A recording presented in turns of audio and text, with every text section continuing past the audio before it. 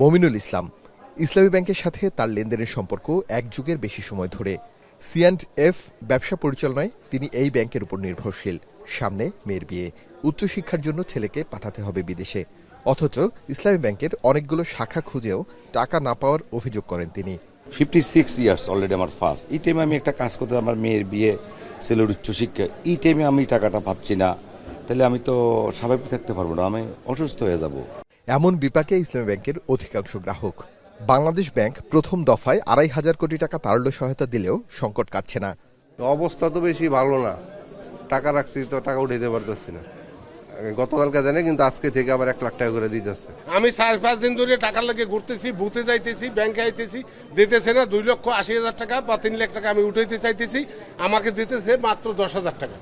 সংকটের শুরুটা চলতি মাসের 1 তারিখ থেকে।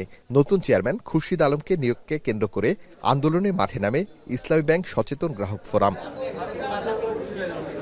গ্রাহক ফোরামের আন্দোলন ও লেনদেন স্বাভাবিক রাখতে পরিচালনা পর্ষদ বাতিল করে বাংলাদেশ ব্যাংক।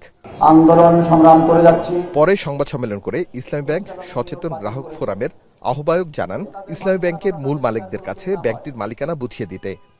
যাদের হাত ধরে ইসলামী ব্যাংক প্রতিষ্ঠা লাভ করেছিল বা পুরো বিশ্বে অন্যতম একটি ব্যাংক হিসেবে প্রতিষ্ঠিত হয়েছিল, সেই সমস্ত অভিজ্ঞ ব্যক্তিদের মাধ্যমে ইসলামী ব্যাংকের পরিচালনা পর্ষদ গঠন করতে হবে। এস আলমের দোসর ইসলামী ব্যাংকের অবৈধ চেয়ারম্যান জনাব খুরশিদ আলমের পদত্যাগ ও সাবেক ব্যবস্থাপনা পরিচালক ওমর ফারুক খানকে পুনর্বহাল। কিন্তু বাংলাদেশ ব্যাংক তা না করে পরিচালনা বোর্ড ভেঙে দিয়ে এক ব্যক্তির হাতে পুরো ক্ষমতা তুলে দিয়েছে, যা একটি আর্থিক প্রতিষ্ঠানের জন্য কোনোভাবেই নিরাপদ নয়। এদিকে নতুন ইসলামী ব্যাংকের পরিচালনা পর্ষদের দায়িত্ব পেয়েছে বাংলাদেশ ব্যাংকের নির্বাহী পরিচালক মোহাম্মদ জহির হোসেন। তিনি বলেন, দ্রুত লেনদেন স্বাভাবিক হয়ে আসবে ব্যাংকটির। নিরপেক্ষ বোর্ড গঠনের ঘোষণা দেন তিনি। Lily premium gold soap 24 carat gold এনে দেয় রিয়েল গোল্ডেন গ্লো। আমানতকারীদের আস্থা ধরে রাখার জন্য, তারপর আমানতকারীদের আস্থা ফিরিয়ে আনার জন্য এবং গ্রাহকদের যে স্বাভাবিক সেবা, ব্যাংকের যে স্বাভাবিক সেবা, সেটা নিশ্চিত করার জন্যই কিন্তু আসলে আমরা আমাদের যে আয়োজন, আলহামদুলিল্লাহ আজকে থেকে আমাদের নতুন যাত্রা শুরু হয়েছে। পিছনে ফিরে তাকাতে হবে না, আপনারা নির্বিঘ্নে আপনাদের লেনদেন করবেন, স্বাভাবিকভাবে লেনদেন চলবে। আপনাদেরকে আমাদের যে ম্যানেজমেন্ট টিম আছে তারা সহযোগিতা করবে। ইসলামী ব্যাংকের তারল্য সংকট দূর করতে হলে গ্রাহকদের আস্থা ফেরাতে হবে।